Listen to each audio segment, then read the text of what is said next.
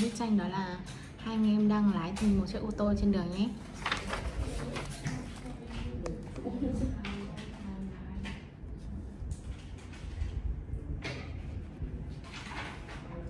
Mua khoảng một cái bàn hai ghế thôi, đỡ tốn lại đi. Khiếp, có hai cái ghế xong rồi ngồi ăn đùi nhau à? Ít phải 4 cái chứ. Mấy bọn đấy thay phiên. 4 cái cho các cháu hôm nào tụ tập đỡ ấy, đỡ khổ. Thỉnh thoảng chị em không dùng thì chị em mang ghế vào đây tự mà ngồi chill. Chị em rảnh ra đấy chill, nó vẫn thiếu một cái. Nhà này 5 người. Một cháu đứng ngắm vẫn được.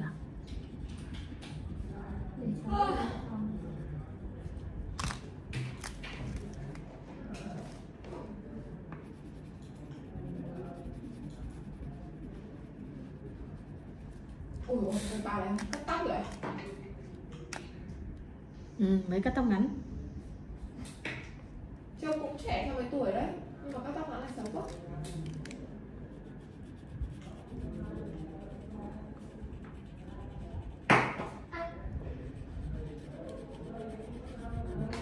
Bài cứ kiểu sướng sướng gì nhỉ?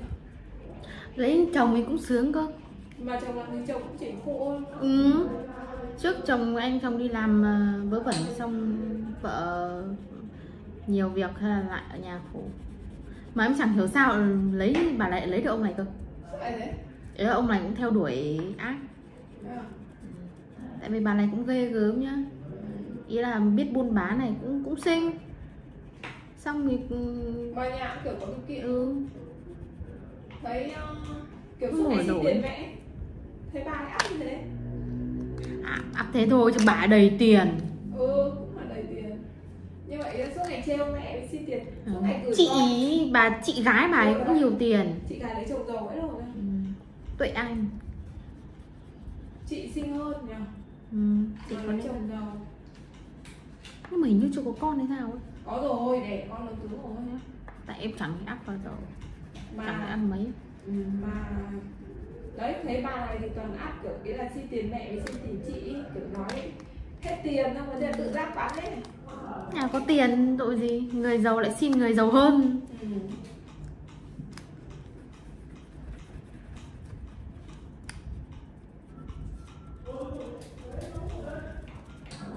Anh chồng không phải dạng đẹp trai, chỉ được mỗi cái cao thôi. Cao.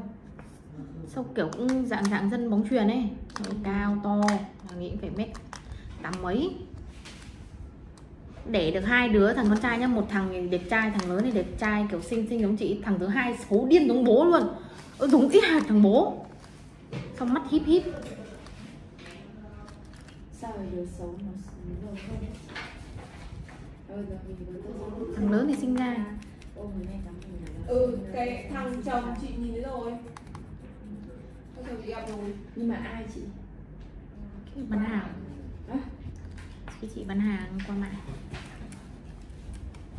Nhưng mà mọi người chẳng mọi người đều có bức tranh của mấy cảnh nào cùng có bức tranh để ra nhiều con nhiều đâu. Thấy sướng mãi kiểu suốt ngày chỉ có chơi, kể cả về nhà chồng ở riêng đúng không? Chị có chơi, ăn chơi, ngủ nghỉ.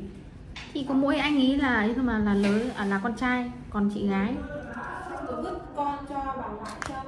bà ngoại mà lối trông đấy. Chả làm gì, hầu như là trước thì hầu như toàn ở dưới Phúc Đồng. Thế xong 2-3 năm gần đây thì mới lên trên này ở. Nhưng mà bà ấy giàu không chị? Được, nhà có điều kiện. Mà thấy toàn kiểu vứt, nhất là thằng lớn vứt cho ngoại của chắc thằng lớn vứt rồi. Đợt có thằng bé thì hay về nội hơn. Còn hầu như toàn ở dưới đấy. Tại trước là hàng họ ở dưới đấy suốt mà. Cứ vứt cho bà gì đấy. Hay nhà bố tên là Hổ. Xuống đấy hỏi Dung Hổ phát ai chỉ thẳng vào ngay cổng luôn. Cậu biết luôn. Chị cũng vào chỗ nhà bà này gần. Đợt này không biết còn bán hàng tốt được chưa không? Đỡ rồi. Được chưa, bán tốt mà thuê bao nhiêu nhân viên này. Đợt này cũng đỡ hơn. Kiểu giờ cạnh tranh nhiều ấy, nhiều người ta cũng bán hàng các thứ. Giờ cái nguồn hàng nó ấy hơn, đa dạng hơn, nhiều người ta tự nhập được hơn. Chị chơi cờ tỷ phú không? Cờ tỷ phú. Đợi chị tô góc tranh nào. Chưa. Chơi cờ tỷ phú ông 40 nè. Chơi đi. Có tuổi bạn đó. Này đâu đầu thế nhỉ? Tao gì nhỉ? Tao thấy chơi cờ bạc rất là gì Má ơi, đấy là chơi game kiểu chơi game cờ bạc mất rồi đó. như kiểu là Đã thành xong bức tranh rồi, cảm ơn mọi người đã xem nhé. Xin chào và hẹn gặp lại.